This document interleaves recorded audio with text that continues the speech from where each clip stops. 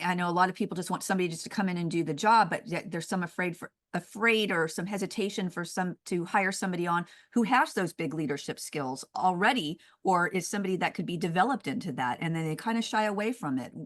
What's that dynamic about? Yeah, and I completely understand that hesitation. At the same time, I believe that great leaders are always thinking about growth. They're always thinking about expansion. I believe, again, based on observation, one of the great weaknesses that I see in organizational structures, whether it be in staging or any other company or sector across this country, is the fact that we've got into a bad behavioral pattern. And that bad behavioral pattern is that when we have a leadership position open, we rarely look inside. Most of the time, we're looking outside. We're looking to hire that leader.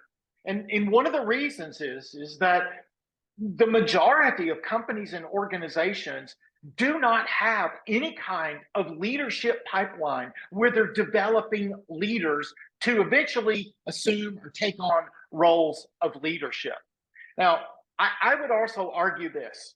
I would also argue that hiring someone to do a job that may be simple, it may be complicated, whatever, but let's just say it's monotonous or it's routine, whatever it may be. I believe that's a great proving ground for a leader. And so I would not encourage people to shy away from, employees that look like or have the potential to be a leader and position them in a position that seems just repetitious, because this is the place where they can prove not only what kind of person they are, what kind of resolve they are, what kind of work ethic they have, but they can also prove what kind of leader that they are.